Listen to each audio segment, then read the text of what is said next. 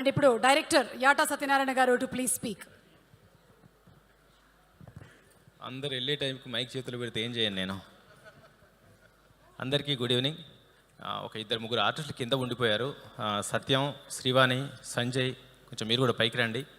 నేను ఎవరైనా చూడకపోతే సారీ. రమణ వచ్చండి. తర్వాత ఆల్వాల్ బాలరెడ్డి గారి మనవడు ఆల్వాల్ దేవేందర్ రెడ్డి గారు కనిపించారు నాకు ఇక్కడ. రండి దేవేందర్ రెడ్డి గారు సార్, రండి. Thank you so much. అన్న దనియేలే అన్న, రా అన్న, నీ దండం పెడతాను, రా రా. తర్వాత తమ్ముడు కాజా కనిపించాడు ఇక్కడ. కాజా పాషా తమ్మి రా తమ్మి. వీళ్ళంతా సైనికులు, మా వెనక ఉన్న సైనికులు వీళ్ళంతా తమ్మి. సరే, ఇంకా నాకు ఎవరు కనిపించట్లేదు లైట్లకి, క్షమించండి. ఎక్కడి నుంచి మొదలు పెట్టాలో అర్థమవుతలేదు, ఎందుకంటే టైం అయిపోయింది. మణికంఠ ఎక్కడో ఉన్నమాట, రాయ్యా మణికంఠ, రాయ్యా. Okay, thank you so much. ముందుగా నన్ను కన్నా తల్లిదండ్రులని స్మరించుకుంటూ, మర్చిపోయాను, మాస్టర్ సతిన్ శ్రేయాస్ ఈ ఆట, మాస్టర్ సాయి శ్రీ అని ఆట. మీరు కూడా ఆర్టిస్టులే, రండి రండి అన్న. నన్ను కన్నా తల్లిదండ్రులను స్మరించుకుంటూ, నన్ను భరిస్తున్న నా భార్యని, నా పిల్లల్ని గుర్తు చేసుకుంటూ ఈ స్పీచ్ స్టార్ట్ చేస్తున్నాను. నేను ఇండస్ట్రీకి రావాలనుకున్నప్పుడు, ఖైరతాబాద్ నియోజకవర్గంలో జర్నలిస్ట్గా పనిచేస్తున్నప్పుడు, నేను సినిమా అవకాశాల కోసం తిరుగుతున్నప్పుడు ముందుగా నన్ను ఈ ఇండస్ట్రీలో అడుగుపెట్టింది సుఖవాసి హరిబాబు గారు. ఆయనకి నా పాదాభివందనం. నాకు ఓనమాలు నేర్పించింది కొబ్బరి బొండం సినిమా డైరెక్టర్ కాట్రగడ్డ రవితేజ గారు.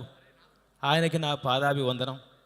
ఆ తర్వాత మా గురువు గారు, నా గాడ్ ఫాదర్, నా దేవుడు, నా తండ్రి, 20 సంవత్సరాలు నన్ను ఒక శిల్పంగా చెక్కిన రాఘవేంద్రరావు గారికి పాదాభివందనం. ఆ తర్వాత నన్ను ఒక క్రియేటర్గా మార్కెట్లో నిలబెడితే, నన్ను ఒక ఆర్థికంగా నిలబెట్టిన నా సొంత అన్నలు, బాహుబలి ప్రొడ్యూసర్స్ శోభు యార్లగడ్డ గారు, దేవినేని ప్రసాద్ గారు. ఈరోజు నేను ఆర్థికంగా సుఖంగా హాయిగా నిలబడ్డానంటే వాళ్ళే కారణం.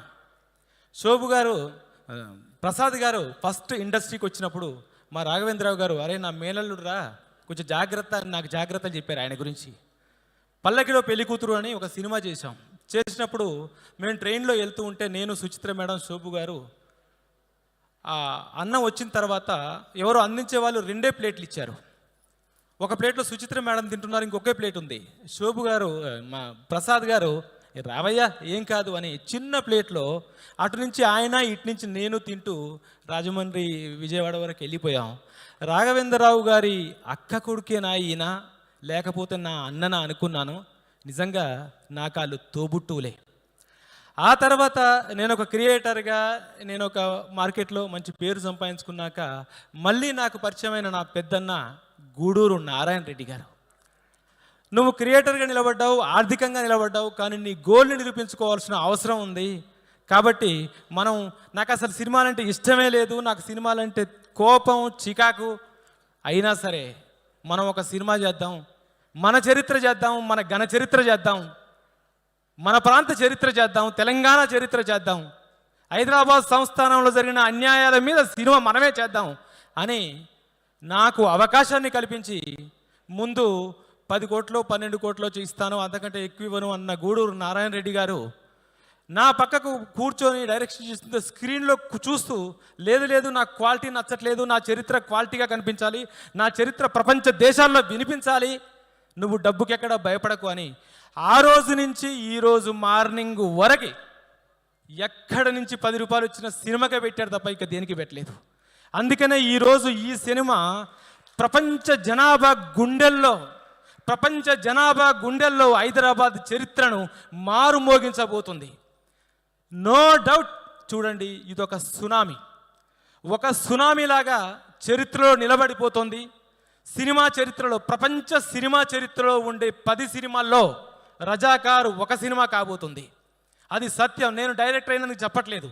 ఆ కథకున్న గొప్పతనం, ఆ హిస్టరీకున్న గొప్పతనం, ఆ చరిత్రకున్న గొప్పతనం, ఆ చరిత్ర ఉన్న కష్టానికి ఉన్న గొప్పతనం, ఆ అస్తిత్వానికి ఉన్న గొప్పతనం, ఆ పోరాట యోధులకున్న గొప్పతనం ఆ ప్రజలకున్న గొప్పతనం, ఈ రక్తానికి ఉన్న గొప్పతనం, ఈ భూమికి ఉన్న గొప్పతనం, ఈ భూమి మీద పెట్టిన ప్రతి తెలుగువాడికి ఉన్న గొప్పతనం ప్రపంచ దేశాల్లో ఈ సినిమా ద్వారా వినిపించబోతోంది.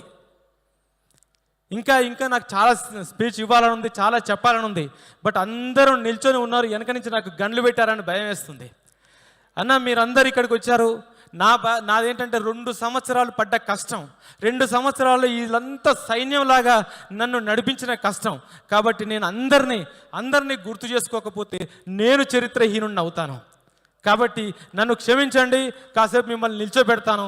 నేను గుర్తుపెట్టుకోండి, నేను నా వాళ్ళని గుర్తుంచుకోవాల్సిన అవసరం నాకు ఇప్పుడు ఉంది. ప్లీజ్ అన్న క్షమించండి.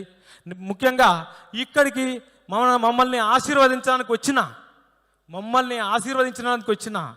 మా ముందు తరం సినిమా పెద్దలు, అండర్లైన్ చేసుకోండి, మా ముందు తరం సినిమా పెద్దలు రాకేష్ రెడ్డి గారు, వెంకటరమణారెడ్డి గారు, వీళ్ళు మీకు పొలిటికల్ లీడర్స్లా కనిపించారు, కానీ వాళ్ళకు కూడా సినిమా రక్తంతో సంబంధం ఉంది. రాకేష్ రెడ్డి గారు మా హీరో గారు, మీకు తెలీదు, హీరోగా ఆయన సినిమా చేశారు, తర్వాత బిజినెస్లోకి వెళ్ళారు, తర్వాత రాజకీయాల్లోకి వెళ్ళారు.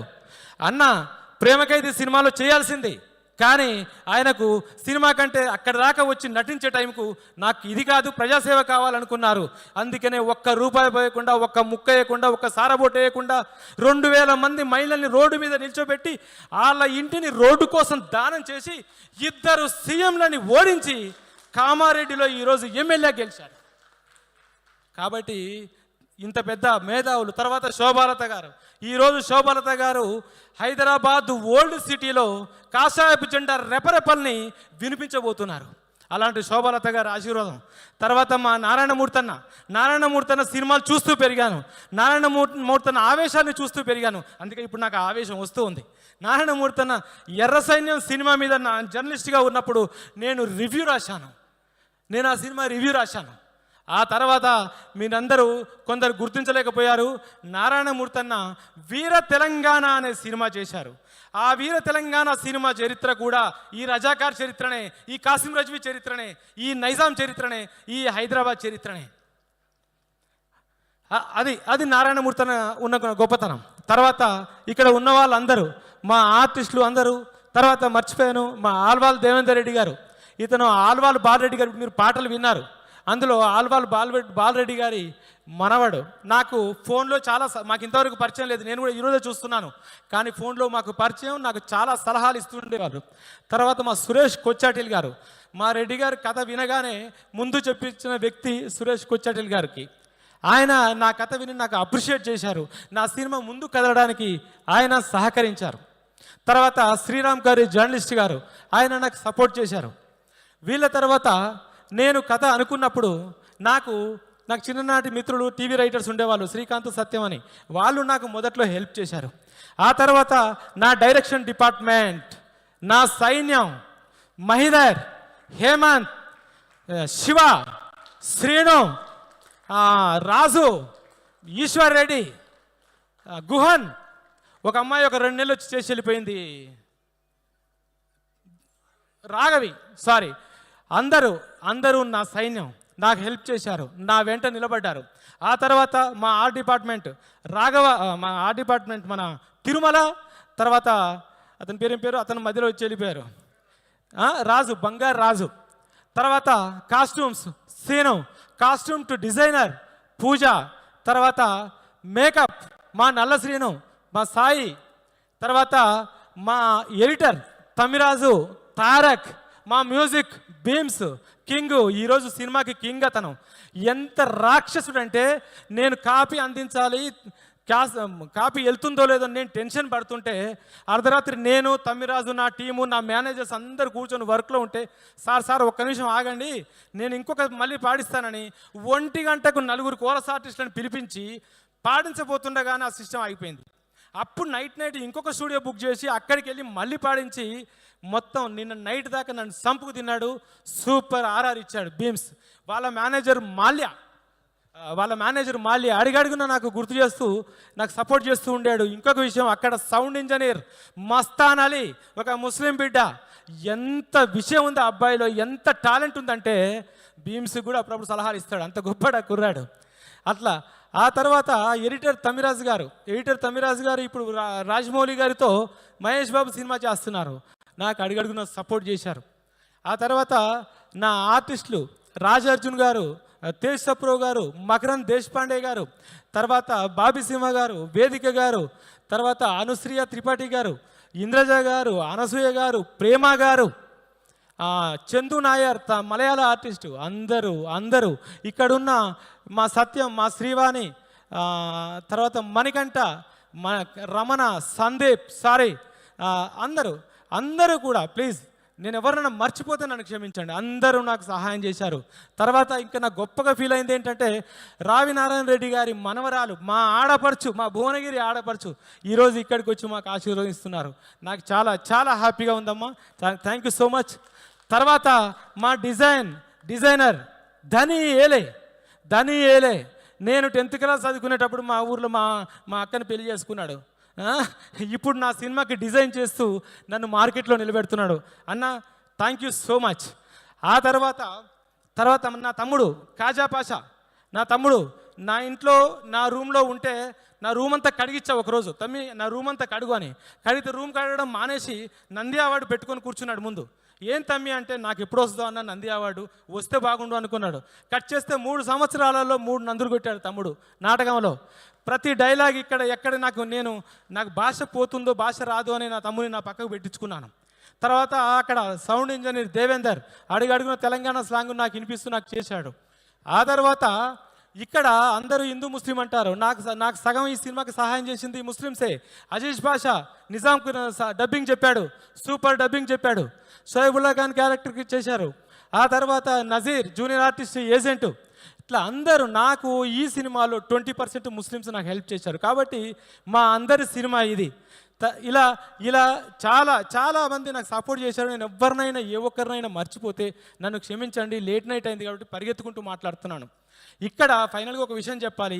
ఈ సినిమా నాకు రెడ్డి గారు ఆఫర్ చేసిన తర్వాత నేను సినిమా కథ చెప్పలేదు, ఎవరికి చెప్పలేదు.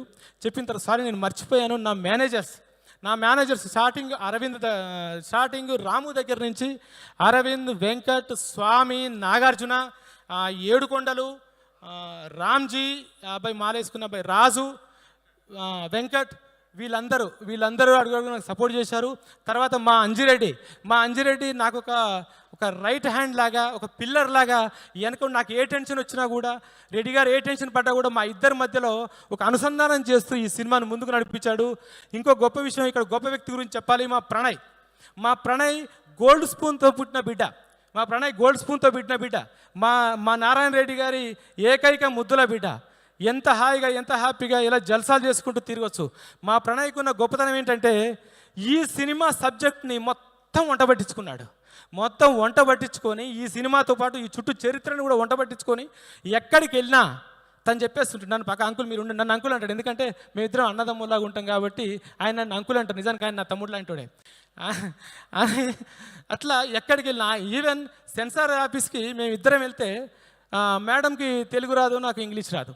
మొత్తం మా ప్రణయే చెప్పేశాడు. మేడం ఆశ్చర్యంగా, ఫస్ట్ ప్రొడ్యూసర్ మొత్తం చెప్తున్నారు మీరు, వేరే ప్రొడ్యూసర్స్ పక్క కూర్చుంటారు, డైరెక్టర్లు రైటర్లు మాట్లాడతారు అని మా ప్రణయ్ని అప్రిషియేట్ చేస్తుంటే నా తమ్ముని చూస్తున్న ఆనందం నాకు కలిగింది. ప్రణయ్, నువ్వు అడుగడుగునా నాకు సహాయం చేశావు. Thank you so much. ఇంకా ఎవరన్నా మా శ్రీకాంత్ పాపం మేమందరం డేలో పనిచేస్తే తను నైట్ వచ్చి పనిచేస్తాడు, ఎందుకంటే మేము డిస్టర్బ్ చేస్తామని. కాబట్టి శ్రీకాంత్, థ్యాంక్ యూ. నీకు, నీ అసిస్టెంట్కి థ్యాంక్ యూ సో మచ్.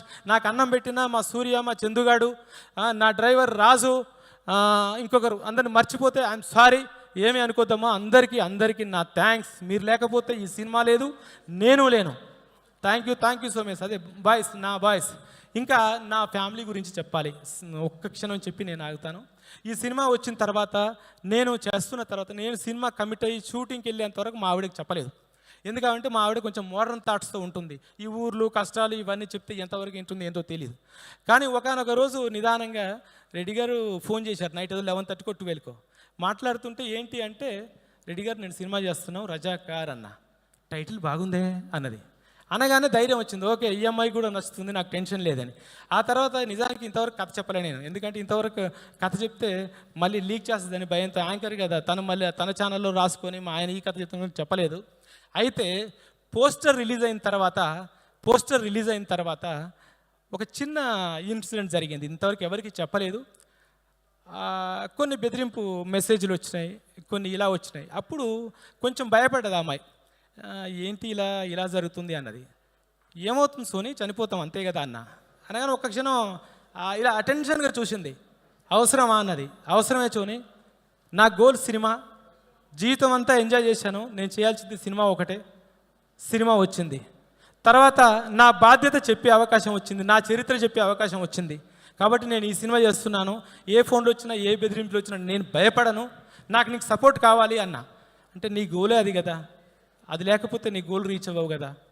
ఏం కాదు, అన్నిటికీ దేవుడు ఉన్నాడు, నువ్వు మంచి చేస్తున్నప్పుడు ఏం జరగదు అని నా భార్య నాకు సపోర్ట్ చేసింది.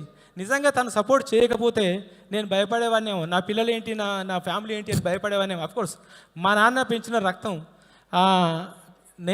మా నాన్న కమ్యూనిస్టు, నేను కమ్యూనిస్టు బిడ్డని, నేను ఒక జర్నలిస్ట్ని, సమాజంలో ఎదురిస్తూ బతికిన వాడిని. నాకు ఆ ధైర్యం ఉంది. కానీ ఎవరికైనా భార్య పిల్లలని ఒక సెంటిమెంట్ ఉంటుంది. ఎప్పుడైతే నా భార్య నాకు సపోర్ట్ చేసిందో ఇంకా నాకు టెన్షన్ లేదు. అలా అందరి సహకారంతో ఈ తర్వాత నా మీడియా మిత్రులు, ఎందుకంటే వాళ్ళందరూ నా బ్రదర్స్ కదా, నా ఫ్యామిలీ, నా మెంబర్స్, మా జర్నలిస్టు డైరెక్టర్ అయ్యారని నన్ను పొగుడుకుంటూ చెప్తున్నారు. నా చిన్ననాటి స్నేహితులందరూ నన్ను కలిసి వెళ్ళిపోయారు, నాకు అప్రిషియేట్ చేస్తున్నారు. మా ఊర్లో March 15th రోజు కటౌట్ పెట్టి పండగ చేస్తున్నారు. అందరికీ నాకు ఈ సినిమా పరిశ్రమలో సహకరించిన అందరికీ కూడా పాదాభివందనం చేస్తూ థ్యాంక్ యూ సో మచ్. మర్చిపోయాను, నా క్లాస్మేట్, మా స్కూల్మేట్ సుమ గారికి ధన్యవాదాలు. మేమిద్దరం ఒకే స్కూల్లో పెరిగాం, దాదాపుగా 6 అందుకని అలా స్కూల్మేట్ అంటున్నాను. Thank you so much. సాధారణంగా సినిమా తీయాలి అంటేనే ధైర్యం కావాలి, అలాంటిది ఇలాంటి సినిమా తీయాలి అంటే